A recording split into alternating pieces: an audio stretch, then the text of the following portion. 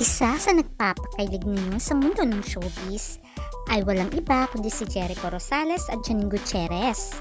Ano na nga ba ang plano ng dalawang ito? Meron na ba silang balak na magpakasal?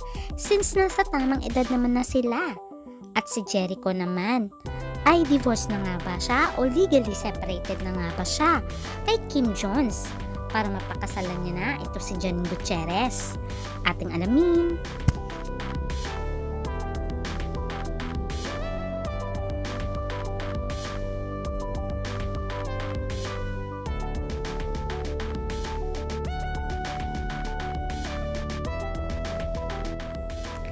Isa si Jericho Rosales na maituturing na dahang at one of the hottest heartthrobs during his time at napakagaling ng aktor. Marami na rin napatunayan si Jericho Rosales pagdating sa movie industry dahil marami na rin siyang Best Actor Awards. Hindi lamang yon, very busy ngayon si Jericho sa pagganap bilang role sa Quezon. Si Jericho ang gaganap bilang Manuel L. Quezon, kung saan ay magiging iconic ito. At hindi lamang yun, meron din siyang upcoming project with Ann Curtis. Kaya very busy talaga si Jericho. Samantalang si Janine ay meron din ginagawang pelikula. At very busy din si Janine sa mga endorsements niya.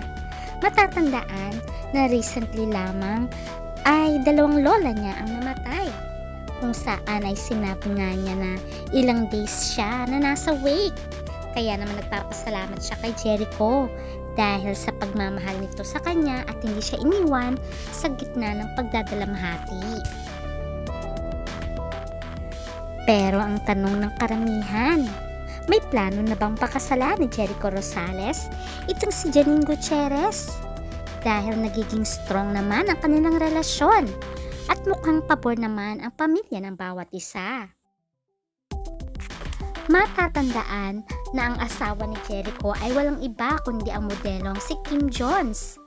Pero ilang years na rin silang hiwalay ni Jericho. Pero until now naman ay pinafollow pa rin nila ang kanilang mga social media accounts. At sinabi ni Jericho na okay naman sila bilang magkaibigan.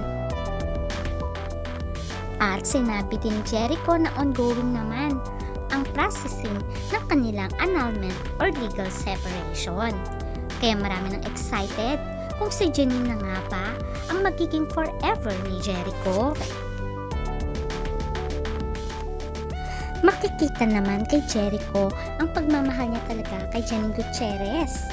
Dahil kahit sa mga interviews nila ay talagang nakatitig nga si Jericho sa kanyang minamahal na si Janine. At talagang very happy lagi si Jericho. At ang sweet niya habang tinitigan niya si Janine. O di ba naman? Sabi nga ni Jericho ay very supportive sila sa bawat karera ng isa't isa. At talaga naman very happy lamang sila pag magkasama. At pati nga mga closest friends nila ay halata yun dahil blooming at napakagwapo naman ni Jericho pag sila ang magkasama. Kahit nga si Vicky Bello ay nakahalata niya na blooming at napakaganda ni Janine pagkasama niya si Jericho. Eto kayo na ang humusga kung ano sila. I don't practice on things of echo lang. What I noticed actually is na parang when you're happy, it really radiates. Kasi when you're sad, parang even if you smile, hindi ka masyadong maganda. So I think always just work on your like self-love and like inner happiness. Self-love lang or echo love? And echo love, of course. It makes you happy? Yeah. Okay, so Kahit si Vicky Bello ay kinilig sa dalawa at napakaswerte daw nila na nahanap nila ang isa't isa. Kaya nga biniro sila ng mga fans kung si Janine na nga ba ang magiging forever ni Jericho. At napapangiti lamang si Jericho. Syempre, nais niya na si Janine na ang kanyang magiging forever. Pero syempre may mga priority pa sila at may hinihintay pang annulment itong si Jericho. Ang maganda kay Jericho at Janine Gutierrez ay napakalight lamang ng kanilang relasyon at talagang positive lang ang kanilang aura at masaya sila palagi tuwing magkasama.